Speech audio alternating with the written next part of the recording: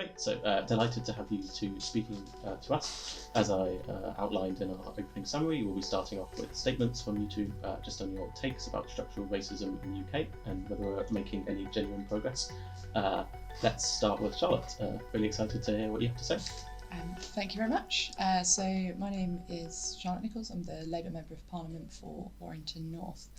And I think a topic like this is a very difficult one to briefly summarise, because I think racism is something that I believe is a structural problem in the UK, and it is embedded throughout every single facet of society, from healthcare outcomes, educational outcomes, people's experiences on public transport, people's experiences of online spaces. It's something that, as I said, just touches upon every single area. I was pleased a couple of years ago, the government commissioned a report into racial disparities in the UK, and I think a lot of people were quite excited about it as a genuine moment for progress. Unfortunately, the report, which is known as the Sewell report, has been widely discredited since it came out. Its assessment of the situation was that there is no structural racism in the UK, despite the fact that the data that they drew upon for those conclusions seemed to tell a very different story, and everyone from organisations like the Runnymede Trust through to the UN, I think, were quite alarmed at both what was in the report, but also the missed opportunity to do something about how deeply embedded racism is within the UK. The report did acknowledge labour market differences, which was a start, but again seemed to put that down to people's individual choices and preferences, as opposed to people being segregated into certain sectors or certain parts of the economy. Everything else, as I said, from things like education through to healthcare outcomes, again, there was always some other reason other than the glaringly obvious why those differences were there. I think when we look at the experience of ethnic minorities within the UK, people were understandably alarmed that we had a Prime Minister elected who referred to black people as having watermelon smiles, who referred to Muslim women who wear the hijab as looking like post boxes, and comments that were similarly made around gay men, comments that he's made around women. It's something that is deeply embedded within the culture of Parliament and the people that have the power in this country. We've noticed, and it's something that did get quite a lot of attention during the pandemic, around the massive disparity in outcomes and mortality rates for people from ethnic minority communities, but there's been very little that was done into kind of digging into this. And clearly sort of occupational segregation in the labour market is a factor. For example, 1 in 3 Bangladeshi men work in catering, restaurants and related businesses, compared to only 1 in 100 white men. Only 1 in 100 white British men work in taxi, chauffeuring and related businesses, compared to 1 in 7 Pakistani men. These are the sorts of jobs that you couldn't do working from home. Clearly you were going to be interacting with people, coming into contact with the virus with greater frequency. But again, that only tells part of the picture. It was something that was often blamed on things like multi-generational housing, which people from ethnic minority communities are more likely to live in.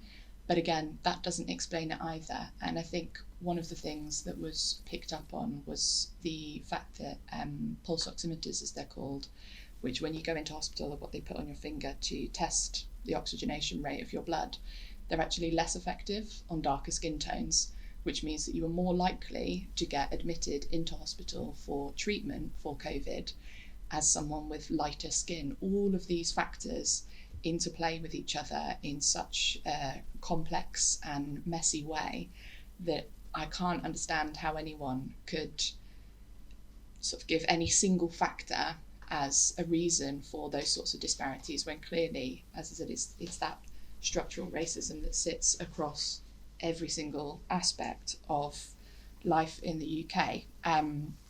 in terms of people's interactions with things like the police, black people are 9 times more likely to be stopped and searched by police than white people. In terms of healthcare outcomes, black women in the UK are 4 times more likely to die in pregnancy and childbirth than white women. And people from the Gypsy Roma and traveller communities have by far the poorest health and education outcomes and the highest rates of suicide among any ethnic group. And without looking at the complex reasons why these things are the case, it's something that won't be solved, because unless you take a very holistic view of racial disparities that recognises that structural racism is a thing that exists, you're never going to unpick any of these things. As a Labour Member of Parliament, I'm proud of the fact that it was my party that introduced what became the Race Relations Act in 1967, the precursor to the 2010 Equality Act.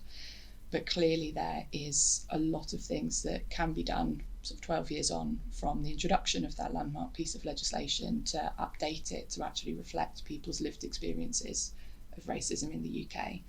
A particular example is the fact that within the Equality Act provisions, there is nothing for dual discrimination. So if you've been discriminated against in your workplace on the basis of the fact that you're a Muslim woman, you have to basically, when you're taken to tribunal, say whether you've been discriminated against as a Muslim or as a woman. You can't say that you've been discriminated against as a Muslim woman. And we know that there are certain forms of racism and misogyny in the way that they intersect, which are specific to the experiences of Muslim women, particularly Muslim women who wear visible symbols of their faith, such as a hijab, for example. There are specific ways that they will be affected that Muslim men won't be, and that non-Muslim women won't be. And so updating the Equality Act to make it more useful for people who need to be able to take claims, whether it's against their employer or whether it's against a public body, is something that does need to be done. Labour has committed to a Race Equality Act, which would sit alongside the 2010 Equality Act, but make specific sort of policy directions that specifically pertain to race and faith in the UK. So, for example, requiring public authorities to act on addressing and preventing racial disparities, where companies are bidding for public contracts, they're having to meet higher procuring standards on equalities in line with the public sector equality duty, that would be something that would apply to the private sector as much as to the public sector. And the government's failure to act on things like the online safety bill is something that we've been really, really pushing hard as a party for, something that is comprehensive and where directors are liable from the social media companies for content that's hosted on their platforms. Because I think ultimately across a number of social media companies, the fines and things that they get are absolutely tiny. It's not enough to change behaviour. It's something that is a kind of cost of doing business for them that's absorbed into the sort of operational running costs of their businesses, and they don't feel any need to act on it. And I think when you look at the experience of MPs like Diane Abbott, for example, who received half of all of the abuse sent to MPs to her personally, it's very clear that as much as we talk about things like women's safety online, children's safety online, again, race is probably the factor that has is the biggest determinant, effectively, of whether or not you're going to feel safe online. So I think we need to be looking at every single piece of legislation, whether it's on planning, whether it's on tech policy, whether it's on how we fund health and social care for a sort of ageing population with increasingly complex care needs. That commitment to equality and equality monitoring and making sure that we're getting that data on every single piece of public policy is absolutely integral, because until we're doing that, we are going to end up, as we are now, with a kind of two-tier system of two completely different lived experiences of growing up in the UK. And, it should be the best country to grow up and grow old in for everyone. So yeah, that's a starter for 10, I guess. Wow, yeah. There's literally like 100 things that I'd love to sort of zone in on there. Obviously, whilst I was making a couple of notes on everything you said, I realised I've written like 10 pages already. So it's a shame we only have an hour. But yeah, I very much agree. Building up a kind of working model of how structural racism operates in the UK is incredibly difficult. And I think it's sometimes difficult to know where to start on this. I think perhaps, given your background as an MP, it might be interesting if we like followed up on the sort of culture of racism in Parliament. Obviously, that's something that's been, especially I guess within the last few months, and also just all through my experience of like watching politics. It's something that's been under a lot of scrutiny. Is there anything particular that you would like to see to try and tackle this problem of a culture of racism in Parliament? Any like recommendations or steps forwards or action points? I mean, I think first and foremost, there's quite a lot of people who just need to be drop kicked out of the place, and it's very difficult to see how things are going to significantly improve while they're still there. But I think it's people having a much clearer sense of the fact that when you are an MP, it is your duty to represent everyone in your constituency. And if you are someone who is voting through policies that have a particularly negative or detrimental impact on a certain section of your community, fundamentally you're not doing the job that you were elected to do. And I think that the equality impact assessments and so on that should be routinely done for every single piece of policy are often so flimsy that it's very difficult for people to even be able to tease out what some of the unintended consequences of certain policy decisions are. But we have a government that is actively pursuing policies which they know very well are racist, and while they are in government, as I said, I don't want to be overly partisan about it, because I think racism is something which exists in all political parties, it exists in all communities, unfortunately. As I said, it's something that's structurally embedded within the UK.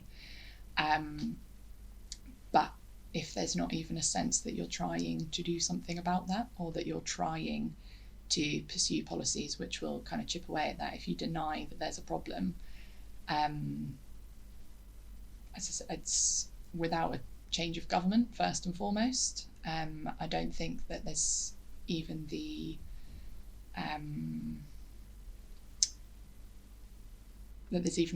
an acknowledgement that there's something that needs to be addressed, let alone any steps to start tackling it and chipping away at some of these things. Okay, yeah, I mean, this is really interesting. Like, perhaps, I mean, obviously, I don't want to put words in your mouth, but you might argue that, on the other side of the bench, there's like a lack of political will to actually like take enough concrete action. Why do you think that like this is, given like especially like Black Lives Matter protests and sort of just like discussion about this is, I would say, has like really picked up in the last couple of years and become like much more of a kind of frontline issue for politics today? I think it's something that, until Parliament reflects the diversity of the communities that we seek to serve, what the public's priorities are, what their views are on things, isn't something that's going to be reflected within the sort of policy making structures of Parliament. You find the people that often speak the most on issues of race and racism in Parliament are people who have no direct lived experience of it, who are usually using their airtime to deny it's a problem, or to blame people from different ethnic minority communities for their own poor outcomes in a range of areas. So, people that argue, for example, that black boys in school, it's kind of their fault that they're not performing, as opposed to it being something that is around perhaps the curriculum, and whether it's engaging enough, and whether it talks about things that speak to children, whether it reflects their own lives back at them in some way, whether they can see themselves in what they're learning about to be engaged in it.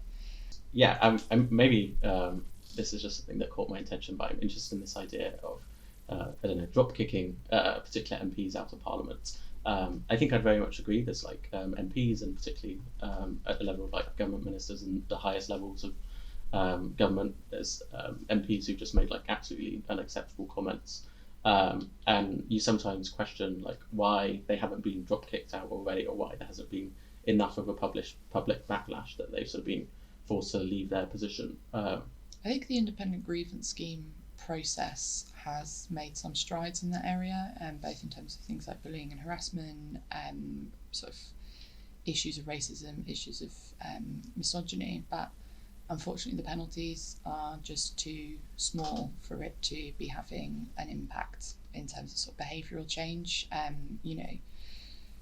There are MPs who have been found guilty of sort of repeated sexual harassment, for example, who've got a kind of 2-day suspension. But if you misuse House of Commons stationery, that's a 6-day suspension. So it's one of those things that until the kind of severity of some of these things is reflected in the kind of sanctions, it's hard to see that there's going to be a culture change on these issues. And yeah, I think there are going to be some people who are going to need to basically be made an example of. But that will be a kind of net positive overall. Do you think there's perhaps a sort of culture as well as like once you really, I guess, achieve a certain level of like political clout or importance of seniority, you're almost like too big to be taken down by a particular committee?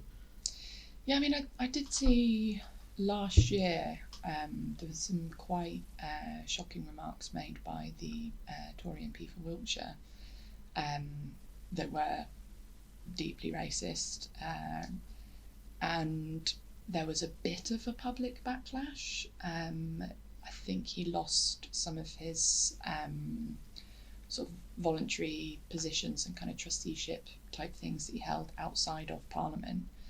But I'm not aware that in Parliament itself that there was any action taken, and he's still there. But yeah, as I said, when we've got a Prime Minister that said the things that he has, who is still the Prime Minister, that kind of culture is set at the very top. And it's particularly difficult to tackle when it sort of comes from the top down, which I guess is probably the one of the general problems of structural racism itself. We've probably spent way too long talking about this particular thing, and I'd love to move on to Hamid in a second. But maybe seeing as a lot of this has been a little bit disparaging, do you think there's any room for optimism or anything we should be hopeful about, sort of, I guess, in like the policy pipeline or looking to the future in terms of improvement to the status quo? Yeah, I think, as I said before, the more that Parliament reflects the diversity of the communities we seek to serve, the better. I think, we've made huge strides on women's representation over the last sort of 20 years in particular. In 1997, there were more men called John or Jonathan who were MPs than there were women. I'm now in a majority female parliamentary Labour Party. Overall, I think women MPs are about 35%.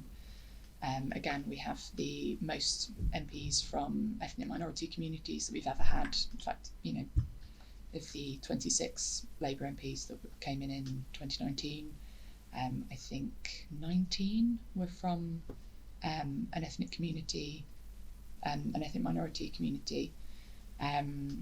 We had in 2019 our first East and Southeast Asian female MP elected. There's only one other East and Southeast Asian person who's ever been elected prior to that.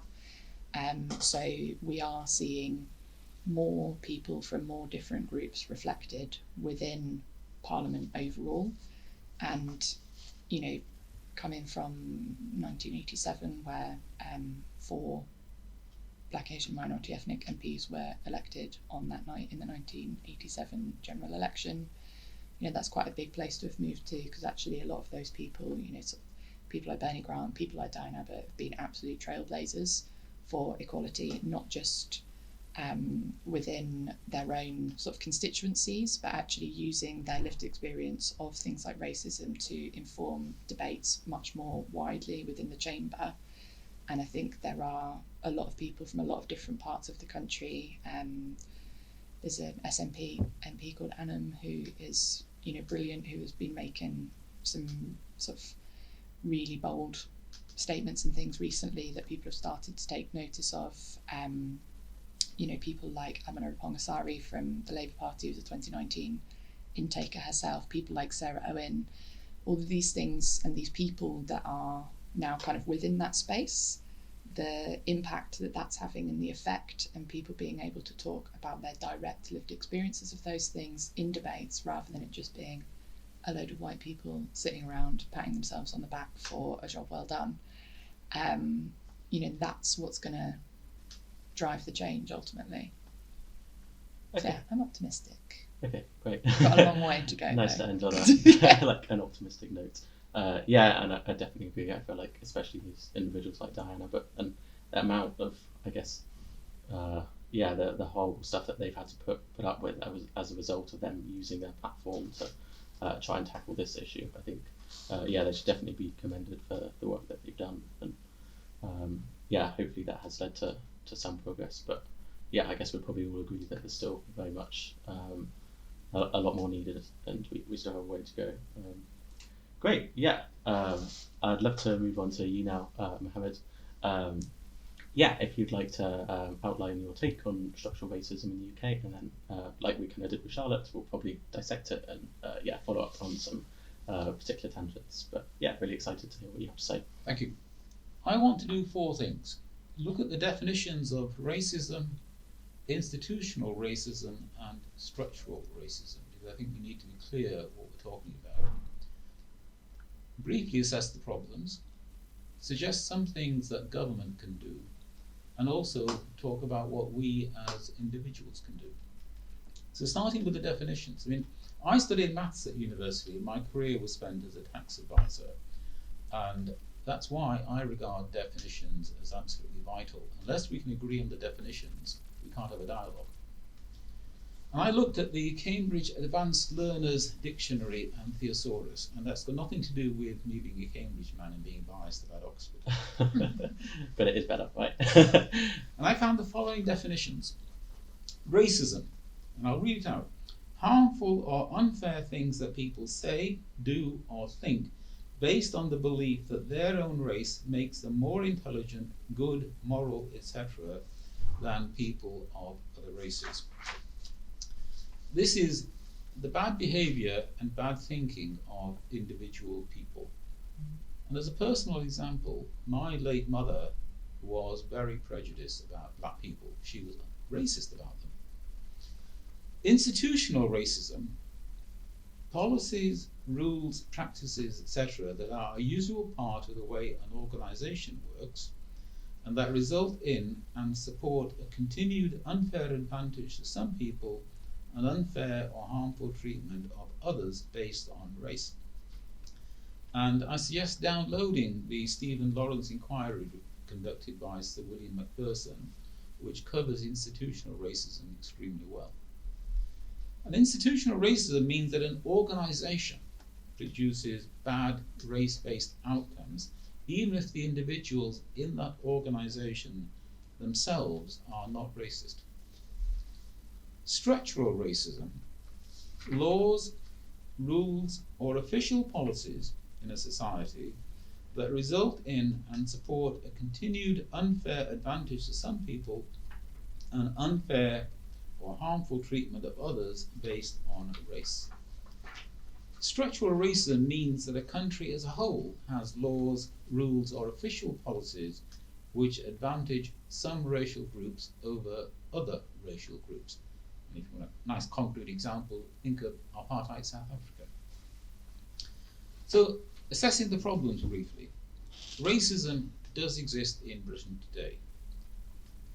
I'm age 71, and I'm absolutely certain that there is far less racism amongst British individuals now than there was in the past. I've lived here since 1952. I am a Punjabi, I'm from Pakistan, I have a brown skin, and I've encountered racism personally from time to time.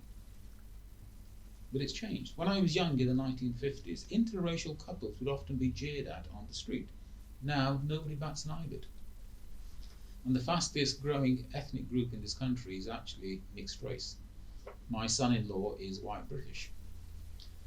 Life is always more complicated than you think, though. Let's look at politics. YouGov have twice polled Conservative Party members, something quite interesting to me, because for 36 years I was a Conservative Party member, although I resigned on the day that Boris Johnson became the party leader, which we can discuss later if you want. And YouGov found amongst Conservative Party members deeply racist and anti-Muslim attitudes amongst quite a high proportion of the members. I won't quote the exact figures, I'd have to look them up anyway. And you can find the details of this survey on the Hope Not Hate website. However, it is a Conservative Party government that has the most diverse government in British history. I could give you an endless list of black and ethnic minority MPs at the top levels of our present government. When I was growing up in the 1950s, many white people were prejudiced against Pakistanis. But at the same time, the education system, even then, was completely colourblind. Never mind the education system today, even in the 1950s and 1960s, it was colourblind. Many Pakistani children, not just me, passed the 11 plus exam, which we had at that time, and went on to grammar schools. In 1968, Clare College, Cambridge chose to give me a place instead of the white British public school boy who was being interviewed at the same day that I was being interviewed. On the other hand, as an example of the persistence of racism, even today, surveys which involve sending identical CVs to employers but using either names that look white or names that obviously indicate ethnic minority background find significant amounts of discrimination. On the other hand, the country's largest accounting firm, my old firm of PwC, revealed in its 2021 accounts, and I was really pleased to see this, that it had completely eliminated its ethnic minority pay gap. In fact, on average, ethnic minorities at PwC earn slightly more than white people.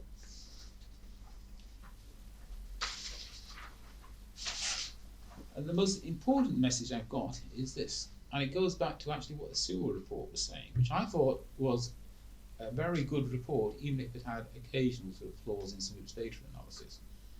If you look at group outcomes and find that ethnic minorities are doing worse, it may be due to racism, or there may be other causes. And until you do some more research, you don't know the reasons. You only know there's a disparity. And assuming that the reason is racism is frankly intellectually sloppy. And looking back at the definition of structural racism I read out earlier, and I'm not going to read the definition again unless you want me to, I see no reason to believe that Britain is structurally racist. Now, what can the government do? Most of the hard work has actually been done. The Equality Act 2010 is really good, but I think it does need stronger enforcement. And I would like the government in particular to make name-blind recruitment mandatory in both the public sector and the private sector. So when you apply for a job, you were not required to give your name, just as it's against the law to ask you to state your age. What about individuals? What can individuals do for themselves? I think the single biggest thing holding back many people from ethnic minorities is their own expectation of discrimination.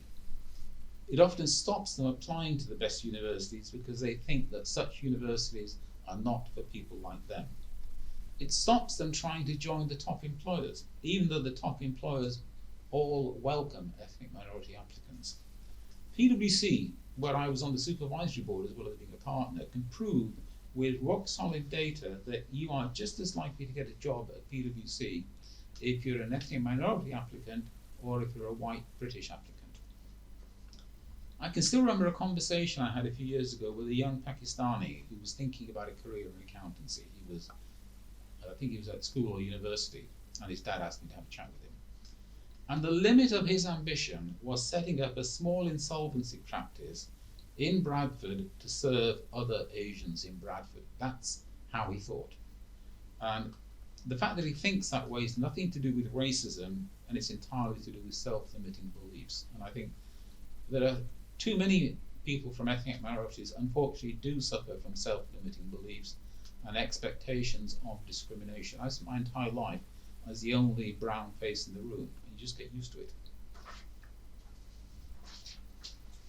Okay, thank you very much.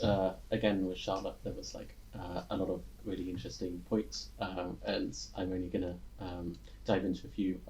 I think maybe this idea of self-limiting beliefs perhaps being one of the creating. Would you argue this creates perhaps an appearance of structural racism, or an illusion of structural racism, which you would argue isn't actually present? Or it leads to racial disparities. In other words, you will find that if lots of ethnic minorities don't apply to Oxford and Cambridge, it looks as if Oxford and Cambridge are not taking them. When you actually look at the data in terms of people who actually do apply and their qualifications, there's absolutely no reason to believe that Oxford and Cambridge colleges discriminate in any way against applicants from ethnic minority backgrounds. Zero. And in terms of how these self-limiting beliefs are formed, could you not put it that these are the results of personal experience of racism in society, which then might sort of give ethnic minorities these sort of so-called self-limiting beliefs? Absolutely, and I did not for one moment say that there is not racism in society. But the definition of structural racism, and I can refer back to it if you want, talks about laws, rules, things like that, and there isn't any. We do not live in apartheid South Africa, we live in Britain. Okay, great. I think it might be interesting to maybe have a bit of a dialogue between both of you here. I don't know, Charlotte, whether you had any thoughts on these ideas of self-limiting beliefs, and perhaps, obviously, I guess there's sort of some significant disagreement between your two positions, and whether structural racism does in fact exist in the UK. But yeah, maybe we could start off by examining these self-limiting beliefs. I don't know about you guys, but I think this is one of the most interesting areas for me.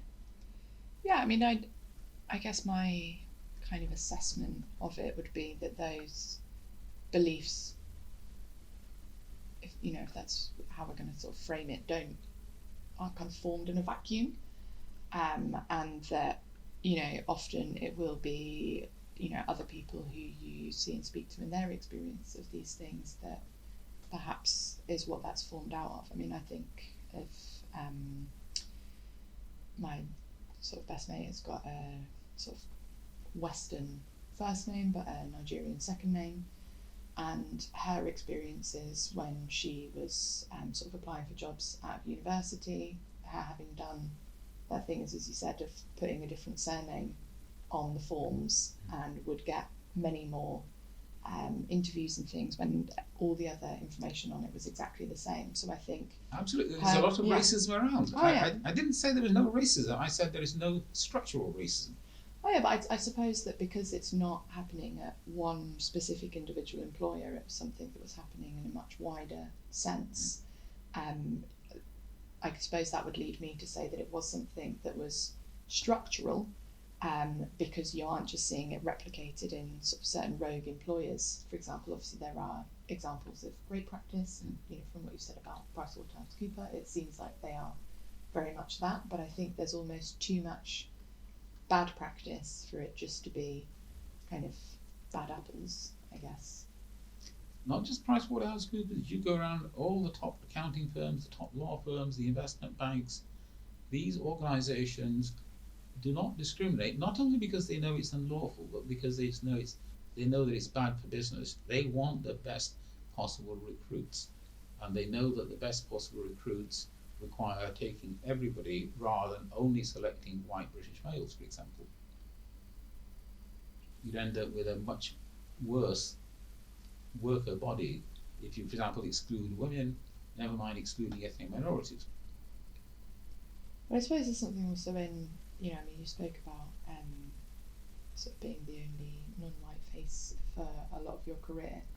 I suppose that where there are issues in the workplace and you are the only person from a certain background, whether it's a specific racial background, whether you're the only LGBT person in your organisation, not only is that quite isolating because you don't necessarily have the kind of role models and mentors that you can speak to because there's that kind of famous saying, isn't there, about like you can't be what you can't see.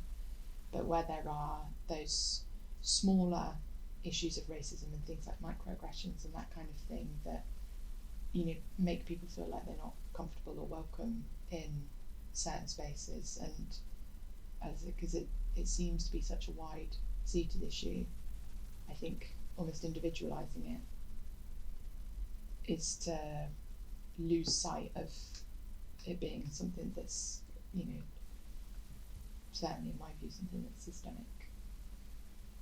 My reaction is rather like that of Kemi Badenoch, which who, as you know, is, I think she's of Nigerian origin. She's a Conservative minister. I think she has a special responsibility for equalities, and people just are unwilling to accept that you can get on by virtue of your own merit. Even this comment about mentors, I had lots of people that I looked up to as role models when I was a junior accountant. The fact that they were white British males, because all the senior people above me were white British males, is irrelevant. If you're an accountant, you want to see how the job is done well, what makes a good tax advisor. You want people who are interested in your careers, who give you advice. They don't have to come from the same ethnic minority group that you come from. I mean, they don't have to, certainly, but, you know, from a sort of personal point of view, in having worked in fields before I became an MP that were very male-dominated, actually there was something helpful in speaking to other women who'd kind of blazed that trail before me, because it wasn't just about the specifics of the job, but also, you know, how you deal with problems when they come up, some of the ways that things are perhaps more difficult for certain groups. You know, as someone that's Jewish, for example, you know, I've often asked people that I've met in different fields of work who are Jewish about, well, how do you reconcile sort of not working on the Sabbath, or how have you found you know, being able to get leave at a certain time of year where a lot of our festivals are clustered, and those sorts of things that you know, I guess I could ask a mentor who wasn't Jewish or wasn't a woman for kind of job specific advice, but I guess your kind of overall experience of the job, you know, sometimes there are certain questions that you can only ask someone who kind of gets it the way you do, for want of a better way of putting it. And coming back to the comment you made about microaggressions, again, if somebody asks you, where are you from, and you say Manchester, and they want to know, you know, but you know, where are you sort of really from originally, they may be being microaggressive, or they may simply be just genuinely curious about what part of the world your parents were born in, or what, because you obviously, from the colour of your skin, were not white British going back generations. That's just a fact of life. And I don't spend time worrying about whether they're being microaggressive or not. I tell them I come from the Punjab. Great. Yeah. Unfortunately, this is like a really interesting dialectic here, but we are going to have to move on to some of our questions from the students. But yeah, this has been a really interesting, really interesting tangent and debate in general. And yeah, for any students listening, our information packs on structural racism will be released after this event, and you can perhaps explore some of the issues around social mobility for ethnic minorities in there. But yeah, now we're going to move on to the second part of the session, which is basically just firing some questions from students at you guys, and yeah, seeing what you have to say about them. Hi, so my question is for Mohammed Amin. So you've been involved with a number of Muslim-focused organisations such as the Muslim Council of Britain and the Muslim Institute, and therefore as a result of these experiences you must have had met various Muslims with different backgrounds. And so my question is, were there any new revelations that you found when it came to tackling this issue of racism, in particular Islamophobia? Thank you. Yes, well, first of all, one of the things that I'm very aware of, because of my background, is the enormous diversity of British Muslims. British Muslims come from all different racial backgrounds, including, of course, quite a number who are white British. One of my close friends is the great-grandson of the Lord Jellicoe who led the British fleet at the Battle of Jutland. He went to Eton, he was head boy at Eton, he went to Trinity College, Cambridge, and he converted to Islam about the time that he finished at Trinity, which was over 20 years ago. So just never assume that a Muslim is somebody who has a black or brown skin. And amongst Muslim groups, their progress in British society varies, and it varies because of the educational backgrounds that they come from. So Muslims who came to this country from East Africa were already middle class before they came here. Muslims, like my parents, who came from the Punjab, were typically peasant farmers. My parents were both illiterate. And you obviously progress far more rapidly in this country if you already come highly educated. And there are some Muslim groups like Ismaili Muslims who are extremely successful. I haven't seen hard data, but I believe that Ismaili Muslims, on average, will be far higher earners and far richer than people who are white British on average. And every year that goes by, of course, there's a growing number of millionaires from a Muslim background. PwC, I was the second ethnic minority partner in Price Waterhouse and the first Muslim. By the time I retired at the end of 2009, we had between 40 and 50 ethnic minority partners, and of course we have a lot more now, and as I said earlier, there is no ethnic minority pay gap. Okay, thank you. Yeah, that was a really interesting and thoughtful response. I think, we'll now move on to a question for Charlotte, I guess in the interest of fairness. And So my question to you is mainly based on movements that we've seen in recent years, such as the BLM, Black Lives Matter movements, and so on.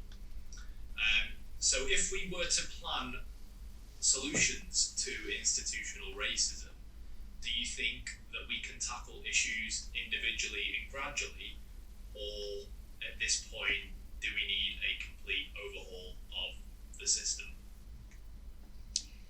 Yeah, I mean, I think it goes back to the point I made earlier around things like equality impact assessments of sort of every single piece of legislation. That should be something that is baked in to the process, because as we know that there are all sorts of racial disparities across all sorts of areas, if that's not something that's being measured and assessed, you're not going to be able to do anything to fix it. And I think it's embedding that kind of into everything. So, I mentioned before about the pulse oximeters that are used, but it's the same as if you look at things like medical textbooks, for example. The diagrams that they show of things like rashes on skin and photos like that will be on light skin.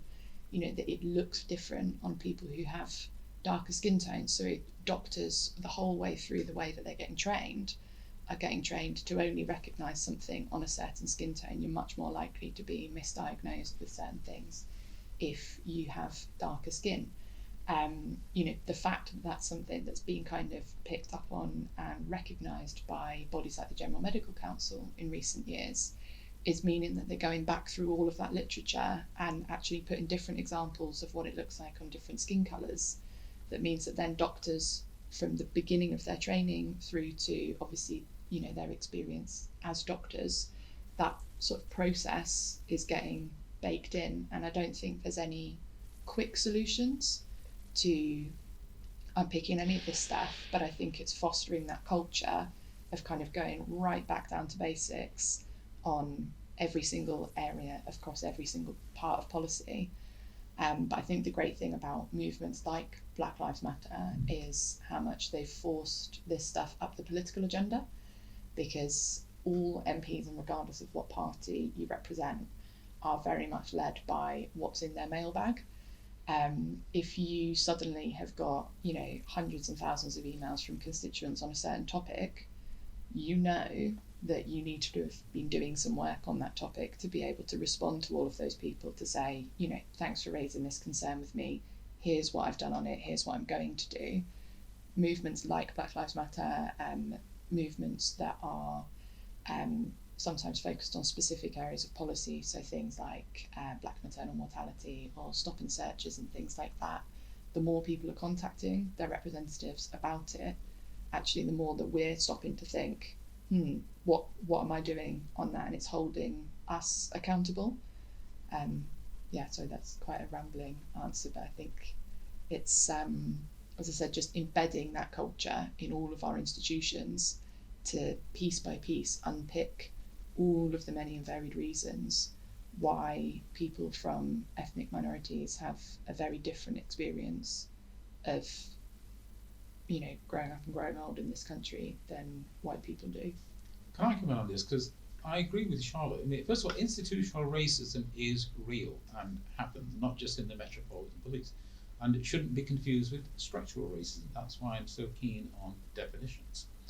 And organisations really should set out to have good data. And ethnic monitoring is incredibly important, and I would like to see it even more widespread than it already is. And one of the worst things about France and its total inability to tackle racism is that in France, ethnic monitoring is actually banned by law. And if organisations have good data, they can find out where they're going wrong. And like these health outcomes, the pulse oximeters, absolutely. So it's about, I guess, fostering that sort of feedback loop, and it's particularly unfortunate that isn't, actually able to happen in France. At one stage, like I've been talking about PwC, we found from our data that even at this is going back to the mid-2000s again, our data showed we were perfect equal opportunity recruiters in terms of people joining us. As soon as people joined, the ethnic minorities, and particularly Muslims, were getting promoted more slowly and leaving more quickly. But because we had the data, we were then able to do something about it, which is why now the ethnic minority pay gap has gone. We've seen many calls for diversity initiatives in the UK, but of course we have to take heed to notice that there are different domains of oppression. This is intersectional analysis, that there is class, gender, sexuality and race. How can we make sure that when we're talking about systemic racism and offering solutions, that we don't neglect other forms of oppression, and make sure that when we do attend to racial minorities, we don't also neglect other axes of oppression, such as their class, race, or gender, etc.? You have to look at each potential area carefully and separately. So one of the biggest problems in British society today is the terrible performance at schools of white working class boys. But it's only when you get data and pinpoint it that you realise you've got a problem, and then you think about what to do about it.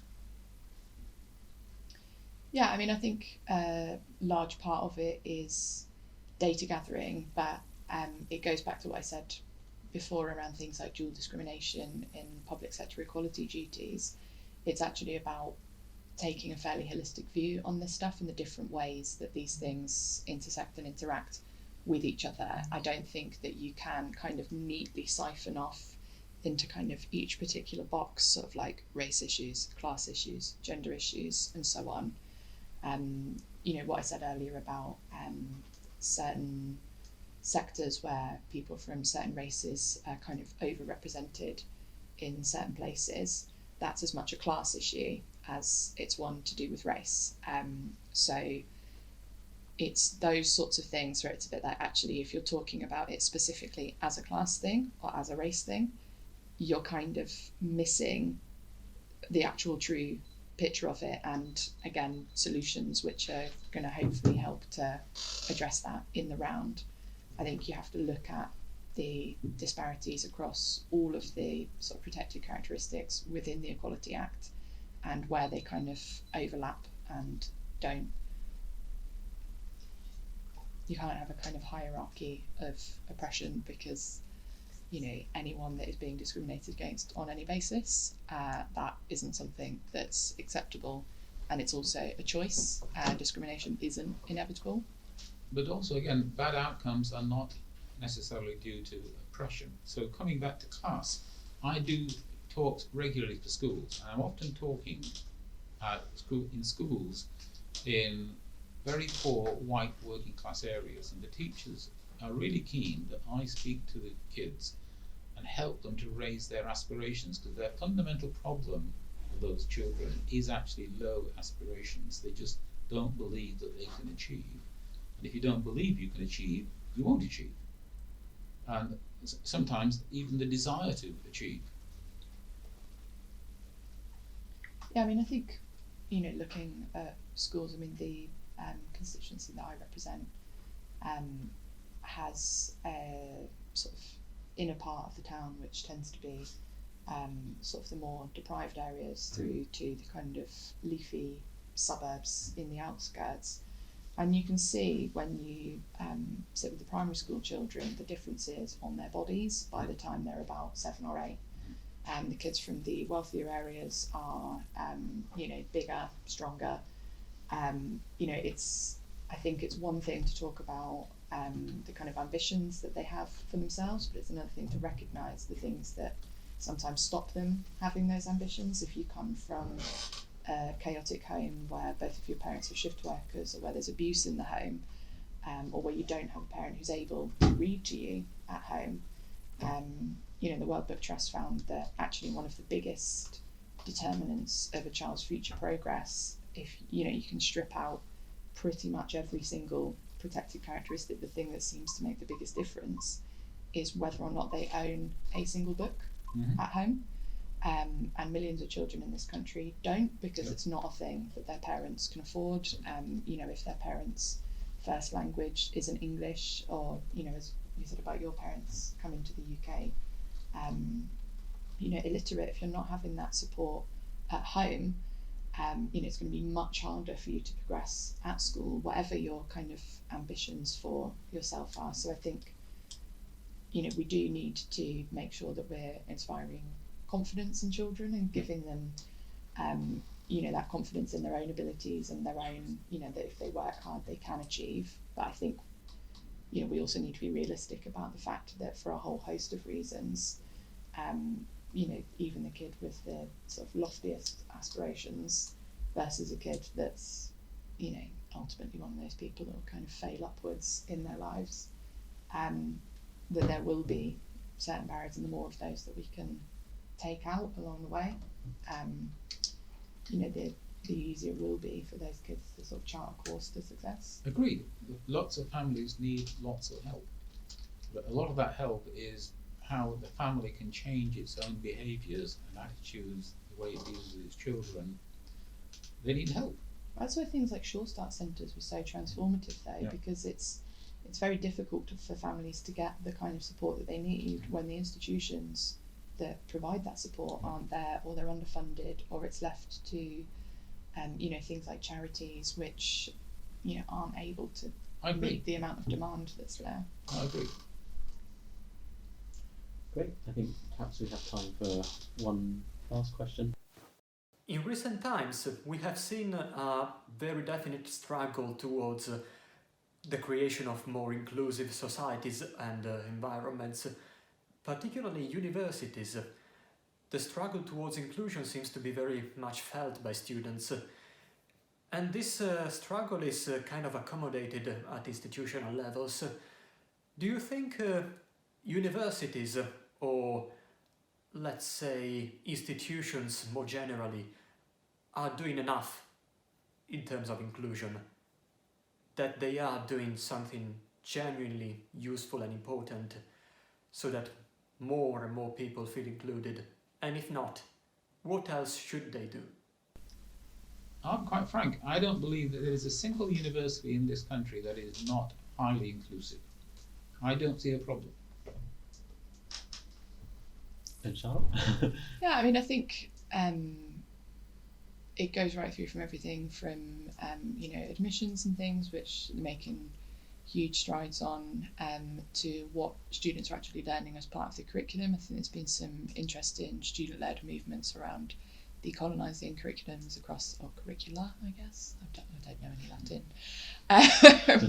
But sort of decolonising what students are learning, making sure that, in things like history, for example, that, it's a much wider view of history that's getting taught, that it's allowing sort of different insights, different analyses, different parts of the world to all be included in that, different ideas of, what is Britishness, for example, and what is British history, and at what points have we, been a good thing or a bad thing for sort of geopolitics, through to things like, medical student training, and what the students of today are learning compared to what medical students maybe 20 or 30 years ago were learning.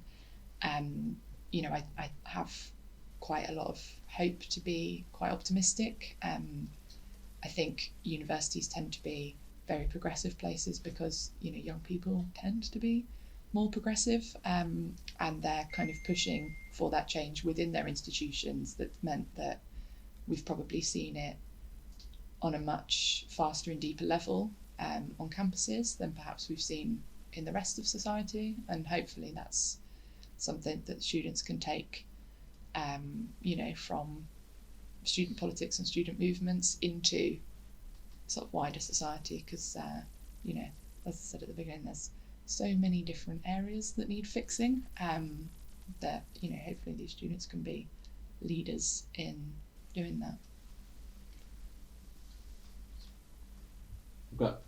We're going to squeeze one more question in, if that's all right. Sorry. So this final question comes from someone called Claire, and she is asking, considering how rife racism, not just structural racism, is in Britain, is it fair to say that some people are born racist? It's a particularly edgy question to end on. I don't think that anyone's born racist. I don't think that it is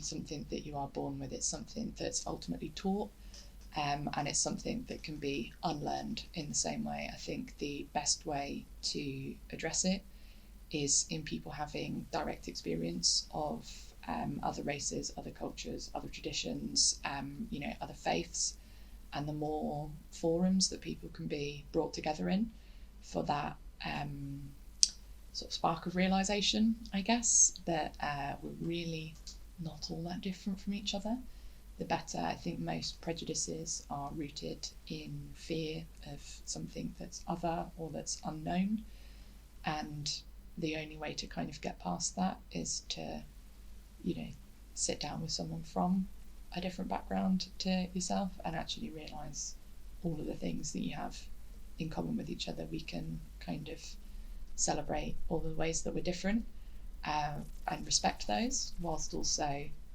recognising that, as Joe Cox said, much more in common than that which divides us. And the more that our communities are getting brought together across the kind of public sphere, in institutions, in workplaces, in people's social lives, in sports clubs and things like that, the more that we'll break that down.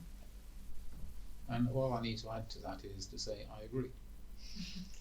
Great. Well, thank you very much. It's really wonderful to end on agreement. And it's been an absolutely fascinating debate, and hearing responses to your questions. Thank you very much for taking part. Thank you for having us.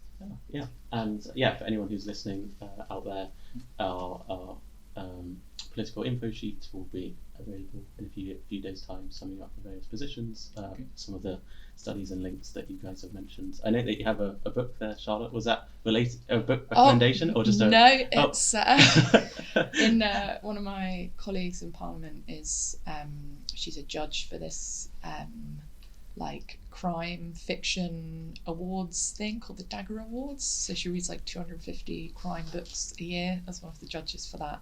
So every time I'm in the tea room, she always foists a new book on me because she knows that I read a lot too. But I only have a very small handbag today, so I've had to be carrying it around all day. But no, it's it's definitely not in any way related to what we're discussing. No, not at all.